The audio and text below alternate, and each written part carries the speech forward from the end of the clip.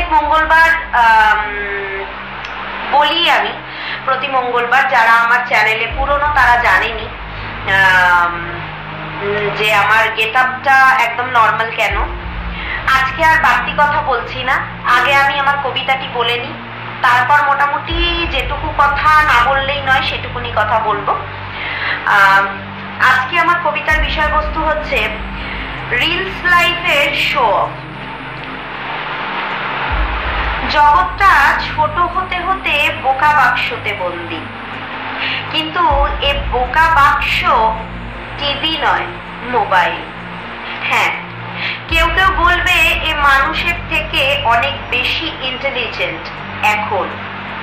তবে তাদের বলি ভাই বোনেরা বা দাদা দিদিরা বা কাকু জেঠু বা কাকি জেঠিরা, এটাও বানিয়েছে মানুষের বৈজ্ঞানিক আর ইঞ্জিনিয়ারিং মাথারা, তাতে তাদেরই বুদ্ধি বা পারদর্শিতা সিল।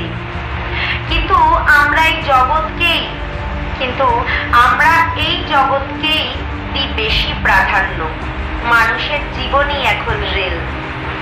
যাই করি না কেন তার আপডেট অবশ্যই দেওয়া চাই রিলস দুনিয়ায়। কোনো ট্রেন্ডিং সং হোক বা বেড়াতে যাওয়া কিংবা দৈনন্দিন জীবনের রোজ নামচা কিংবা কোনো ইভেন্ট কিংবা জীবনের বিশেষ ক্ষণ, সবটা দর্শিত হতেই হবে নেট দুনিয়ায়, কারণ রিলসেরই এখন জয়। আমরাও অবশ্য বাদ নই, না হলে যে পিছিয়ে পড়তে হবে। কে নেবে বলুন তো তার দায়? হ্যাঁ, শুনতে লাগলেও হাসির কথা, এটাই এখন সবার মনের ভয়। উইপোকা তো আমরা সবাই দেখেছি কিভাবে সে কাঠের জিনিস ভেতর থেকে করে ক্ষয়, কিন্তু এ এক রোগ যাকে তাড়ানো নয় সম্ভব। একের পর এক জিনিস সে ধরবে আর করবে শেষ। ঠিক তেমনি যেমন করে এই রিলসের নেশা আমাদের মানব সমাজকে ভেতর থেকে ধীর গতিতে করছে খোকলা।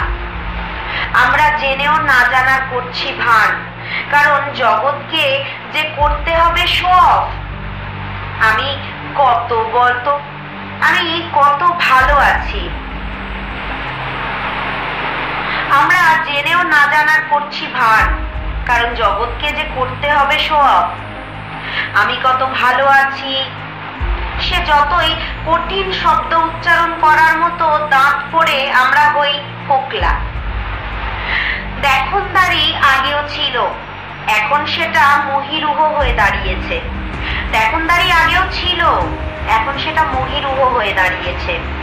কি পড়লাম, কি খেলাম, কোথায় গেলাম, কতটা দামি জিনিস পড়লাম, সেই সবটা পাশের বাড়ির লোক না জানলেও রিলস বা নেট দুনিয়ার বন্ধুদের জানাতে নেই কোনো দ্বিধা, কারণ এখন ঘুরিয়ে নাক দেখানোর পথই সিধা। তাই তো রিলস দুনিয়াতেই হারিয়ে যাচ্ছে মানুষের মনুষ্যত্ব। না হলে কি প্রিয়জনের মৃত্যুটাকে করে হাতিয়ার এই দুনিয়া টাকা কামাতে পারত? এ দেখেও মৃত মানুষ বলে তাদের দুঃখ রয়েই গেল অব্যক্ত। ধন্যবাদ। আজকে আমার কবিতার বিষয়বস্তুটা একজনের নাম নেওয়াটা আমার কর্তব্য, কারণ এই বিষয়বস্তুটা আমার মাথায় হয়তো আসতো না। একটা কথোপকথনের মধ্যে দিয়ে বিষয়বস্তুটা মাথায় এসেছে এবং সে আমার খুব ক্লোজ ফ্রেন্ড। তার নামটা না নিলেই নয়। বেলুর থেকে ইপসিতা ঘোষ, ওর সাথে কথোপকথনের মধ্যেই বিষয়বস্তুটা সরাসরি উঠায় না এলেও আমার মাথাতে বিষয়বস্তুটা এসেছে। কাজেই বিষয়বস্তু চুজ করার ক্ষেত্রে ওর নামটা না নিলেই নয়। কিছুটা বিষয়বস্তুর ক্ষেত্রে ওর কৃতিত্বটাও আছে বিষয়বস্তু সিলেক্ট করার ক্ষেত্রে। কারণ ও যদি ওর সঙ্গে যদি কথোপকথন না হতো তাহলে হয়তো বিষয়বস্তু আমার মাথাতে আসতো না। কাজেই থ্যাংক ইউ ইপসিতা, তোমার সাথে কথার মাধ্যমে বিষয়বস্তুটা আমার মাথাতে এসেছে। এরকম আপনারাও আমাকে বিষয়বস্তু সাজেস্ট করুন। আপনারাও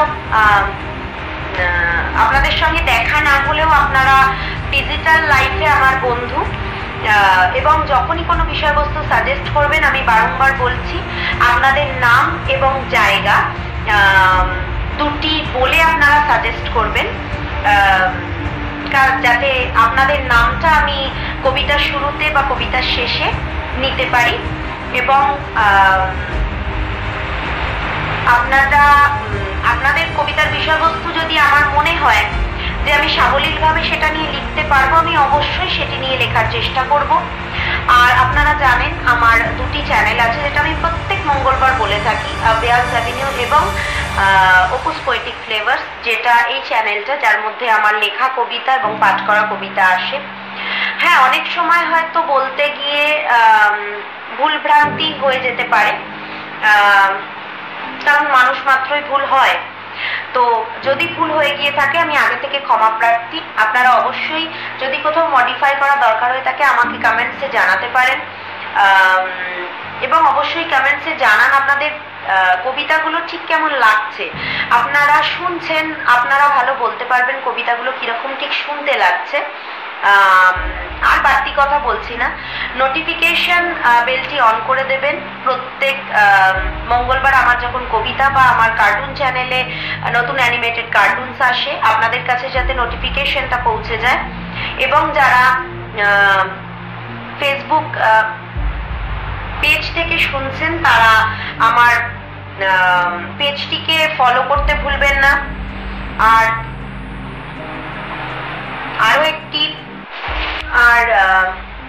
আমার আরো একটি পেজ রয়েছে যেটির নাম হচ্ছে ক্রিয়েটিভ অর্পিতা। তাতে আমি এখন রিসেন্টলি আমার গানের ভিডিওস দিচ্ছি।